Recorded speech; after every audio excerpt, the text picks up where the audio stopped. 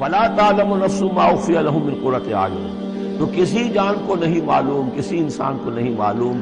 کیا کچھ چھپایا گیا ہے ان کے لیے ان کی آنکھوں کی ٹھنڈک کے واسطے،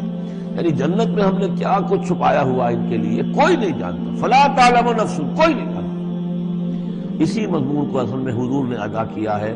کہ ما لا عین رات ولا اذن سمعت وما خطر علی قلب بشر، باقی جو چیزیں بیان کی گئی ہیں ان کے بھی اصل حقیقت تو وہاں کھلے گی، لیکن پھر بھی یہ تو ابتدائی نزول ہے، پہلی مہمان نوازی ان چیزوں سے ہے جن کا کہ قرآن مجید میں ذکر ہے، جن کو ہم سمجھ سکتے ہیں۔ اصل نعمتیں جو جنت کی ہے وہ تو یہ فلا تعلم نفس، کوئی نہیں جانتا کیا کچھ چھپایا گیا ان کے لیے، اللہ تعالیٰ نے کیا کچھ تیار کر کے رکھا ہوا ہے ان کی آنکھوں کی ٹھنڈک کا سامان۔ جزاء بما کانوا یعملون، وہ بدلہ ہوگا ان کے اعمال کا۔ افمن کان مومنا کمن کان فاسقا، تو بھلا ایک شخص کہ جو مومن ہے کیا وہ ایسا ہو جائے گا جیسے فاسق ہو؟ کیا ان کا انجام برابر ہوگا؟ لا یستوون، نہیں وہ برابر نہیں ہو سکتے۔ اما الذین آمنوا وعملوا الصالحات، یقیناً وہ لوگ جو ایمان لائے اور جنہوں نے نیک عمل کیے، فلہم جنات المأویٰ، ان کے لیے تو وہ باغات ہیں جہاں ان کو ٹھکانہ دیا جائے گا۔ نزلا بما کانوا یعملون، اور یہ ہوگی ان کی ابتدائی مہمان نوازی۔ نزل عربی میں کہتے ہیں مہمان جیسے آئے، نزیل اترا ہے وہ اپنی سواری سے، گھوڑے سے آیا ہے، اونٹ پر آیا ہے، آپ کے دروازے کے سامنے آ کر وہ اترا ہے، اونٹ کو بٹھایا ہے اس سے اترا ہے، یا آج کار سے اتر رہا ہے، تو اب یہ نزیل ہے اس وقت۔ اس نزیل کے لیے نزل فوری طور پر، موسم کے اعتبار سے ٹھنڈا ہے یا گرم ہے، آپ فوری طور پر لاتے ہیں، یہ نزل ہے۔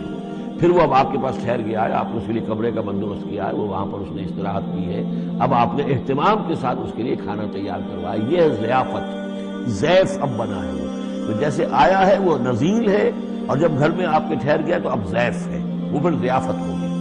تو وہ چیزیں جو ہے ما لا عین رات ولا اذن سمعت وما خطر علی قلب بشر، یہ اصل میں ضیافت خداوندی ہے، اور یہ نزل ہے جس کا ذکر قرآن مجید میں اس تفصیل سے آیا ہے۔ وَأَمَّا الَّذِينَ فَسَقُوا فَمَأْوَاهُمُ النَّارُ، اور جو لوگ سرکش تھے اور جنہوں نے نافرمانی کی تھی ان کا ٹھکانہ آگ ہے۔ كُلَّمَا أَرَادُوا أَن يَخْرُجُوا مِنْهَا، جب بھی وہ چاہیں گے کہ وہاں سے نکل بھاگیں، أُعِيدُوا فِيهَا، پھر انہیں اسی میں لوٹا دیا جائے گا۔ وَقِيلَ لَهُمْ ذُوقُوا عَذَابَ النَّارِ الَّذِي كُنتُمْ بِهِ تُكَذِّبُونَ، اور ان سے کہا جائے گا چکھو اب مزہ اس عذاب کا، آگ کے عذاب کا جس کو تم جھٹلاتے رہے تھے۔ وَلَنُذِيقَنَّهُم مِّنَ الْعَذَابِ الْأَدْنَىٰ دُونَ الْعَذَابِ الْأَكْبَرِ لَعَلَّهُمْ يَرْجِعُونَ، یہ ہے آیت نمبر 21 اس سورہ مبارکہ کی، اور آیت نمبر 41 تھی سورہ الروم کی۔ ظہر الفساد فی البر والبحر بما کسبت ایدی الناس لیذیقہم بعض الذی عملوا لعلہم یرجعون،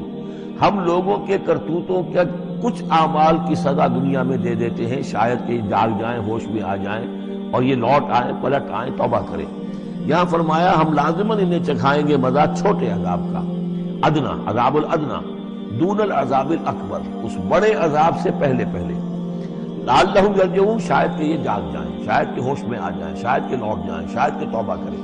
یہ بات جو ہے آ چکی ہے کہ رسول جب بھی بھیجے جاتے تھے تو اللہ تعالیٰ کی طرف سے اس قسم کی تنبیہات کا سلسلہ آتا تھا تاکہ لوگ بیدار